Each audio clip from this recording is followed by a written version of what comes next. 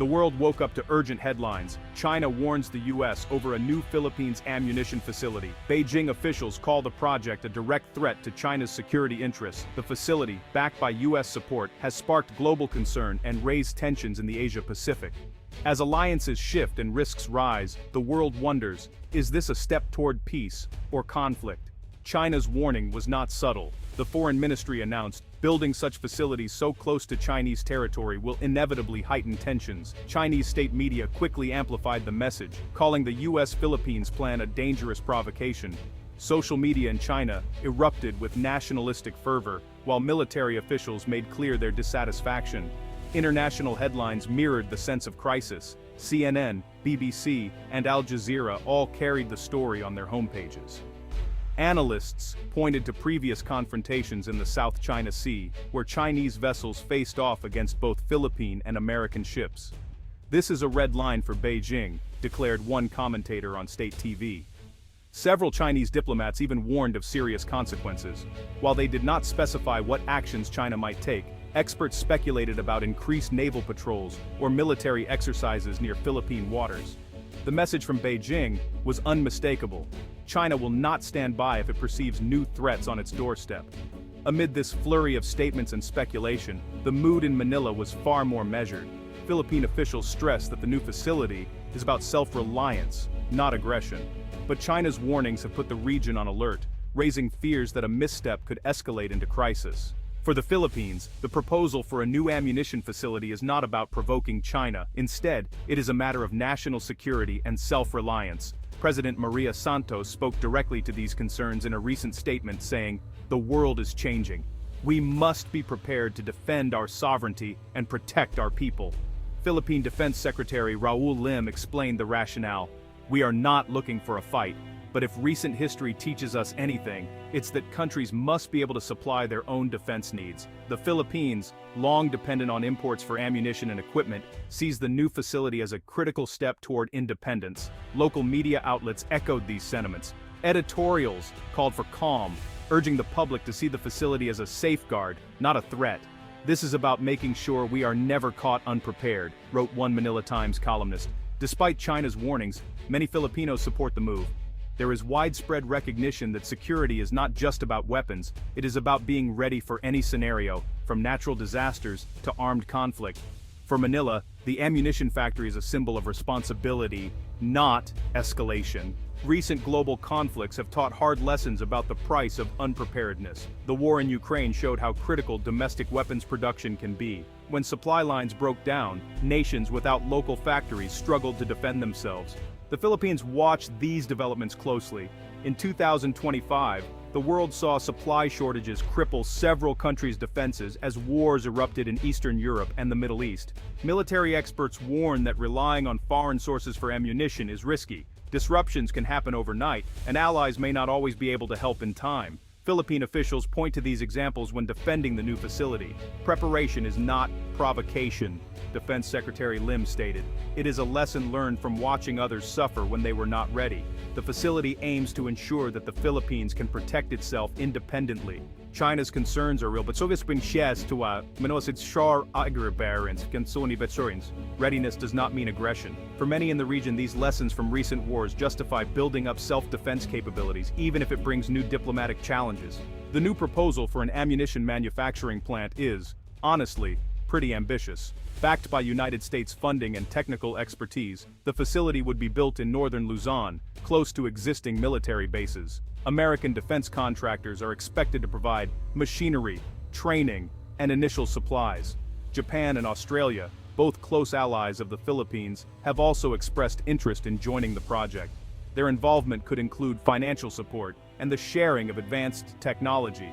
The facility is expected to produce small arms ammunition at first, with plans to expand into heavier munitions down the line. Supply chain logistics are really at the heart of the plan. With global trade routes increasingly threatened by piracy, blockades, and conflict, the ability to produce ammunition locally is seen as, well, vital. The United States has emphasized that the facility will boost regional security by ensuring reliable supplies in a crisis.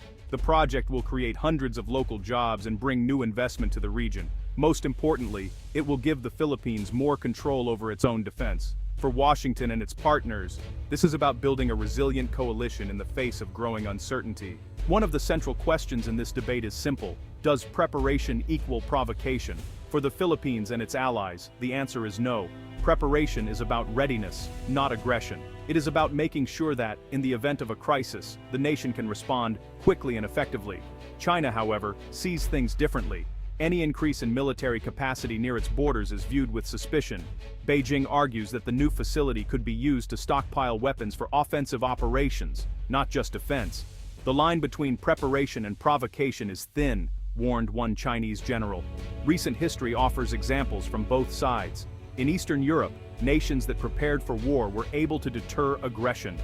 In other regions, military buildups led to arms races and greater instability. The challenge for the Philippines is to reassure its neighbors while still standing firm on self-defense. Diplomacy will play a key role. Manila has invited international observers to inspect the facility once it is operational. Transparency, officials hope, will show the world that this is about safety, not escalation. Whether China is convinced remains to be seen. The Philippines sits at the crossroads of the Asia-Pacific. Its islands stretch across vital sea lanes used by ships from all over the world. Whoever controls these routes holds the key to trade, security, and power in the region. This is why the country's military capabilities matter so much. The archipelago's proximity to Taiwan, the South China Sea, and the Pacific Ocean makes it a strategic linchpin. For the United States and its allies, the Philippines is a natural partner in efforts to keep these waters open and secure. For China, it is a potential threat if aligned with rival powers. Geography also complicates defense. The Philippines has thousands of islands, making it hard to protect every point. Local production of ammunition and supplies is essential for any long-term defense plan. External support can help, but self-reliance is key. This unique position puts pressure on Manila. Every move is scrutinized, every partnership debated.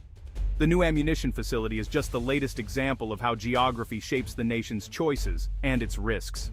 The waters around the Philippines are among the most contested on Earth. The South China Sea is rich in resources, fish, oil, and gas. It is also one of the world's busiest shipping lanes, with trillions of dollars worth of goods passing through each year. Whoever controls these waters controls much of Asia's future. China claims much of the sea as its own, based on historical maps. The Philippines, along with Vietnam, Malaysia, and others, disputes these claims. Tensions often flare when fishing boats or Coast Guard vessels clash in disputed waters. The new ammunition facility adds another layer to these disputes. For Manila, greater self-sufficiency means less vulnerability to blockades or sanctions. For China, it signals a shift in the balance of power. Both sides see the economic and strategic stakes as vital. This is not just about weapons, it is about who sets the rules in one of the world's most important regions. The outcome will shape the future of trade, security, and diplomacy in the Asia-Pacific for years to come. As the dust settles, the region faces hard questions. Can greater preparation bring peace, or will it provoke new tensions? The answer is not clear. For the Philippines, the ammunition facility represents hope for security, hope for self-determination. For China, it is a new challenge, close to home. Diplomats across the region are working overtime, trying to keep communication open. Manila insists that transparency and cooperation will prevent misunderstandings. Beijing demands that its concerns be taken seriously.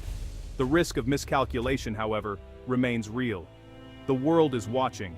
Every new development is weighed for its potential to tip the balance toward conflict or cooperation.